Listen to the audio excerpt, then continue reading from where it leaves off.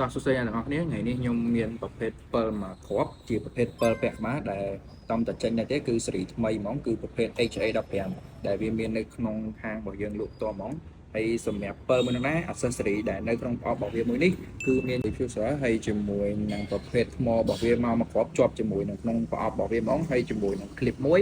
ហើយជាមួយនឹង7មួយទៀត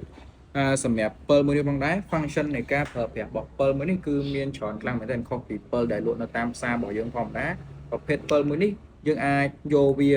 ដើរ camping ឬក៏រត់ហាត់ប្រាណឬក៏ដើរតាមតំបន់ព្រៃភ្នំអីហ្នឹងគឺត្រូវខ្លាំងមែនទែនហើយបើសម្រាប់បងសមត្ថកិច្ចវិញក៏វាជួយយើងបានច្រើនណាស់ដោយសារប្រភេទ7នេះគឺទម្ងន់របស់វាគឺស្រា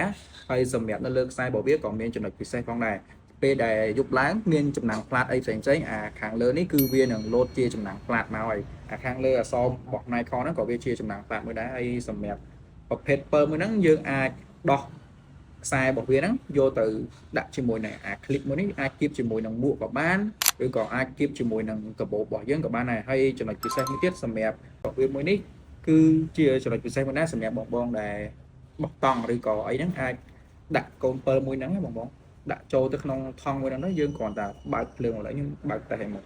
យើងបើកភ្លើងរបស់វាមួយហ្នឹងទៅហើយយើងដាក់វាចូលទៅក្នុងថង់មួយនេះចឹងវាក៏ដូចជាកូនពូមួយដែរដែលដាក់នៅក្នុងថង់ក៏បែបហ្នឹងយើងអាចជំនួសពូពេលយើង camping បានហើយចំណុចពិសេសរបស់7នឹងខ្លាំងបំផុតហ្មងគឺទៅលើថ្មរបស់វាប្រភេទថ្មរបស់វាយើងអាចប្រើជាប្រភេទថ្មធម្មតាក៏បានឬក៏យើងអាចប្រើជាប្រភេទថ្មគ្រាប់នេះក៏បានដែរហើយសម្រាប់ខាងយើងក៏មានលក់ប្រភេទថ្មសាករបស់វាដែរប្រភេទនេះអាចប្រើជាមួយនឹងថ្មសាកបានហើយសម្រាប់ពូរបស់វាគឺមាន2ពណ៌ទី1គឺពណ៌សហើយមួយទៀតគឺពណ៌ក្រហមពណ៌ក្រហមនេះជា emergency light ប្រភេទ emergency ពេលយើងមានបញ្ហាឬក៏អីហ្នឹងយើងអាចប្រើជាអំពូលហ្នឹងបានចំណុចពិសេសរបស់7ហ្នឹងហ្មងអញ្ចឹងបើសិនជាអ្នកទាំងអស់គ្នាត្រូវការប្រភេទ7ពាក់បានដែលមានគុណភាពល្អអាចមកមើលនៅខាង brand របស់ Nikon យើងបាន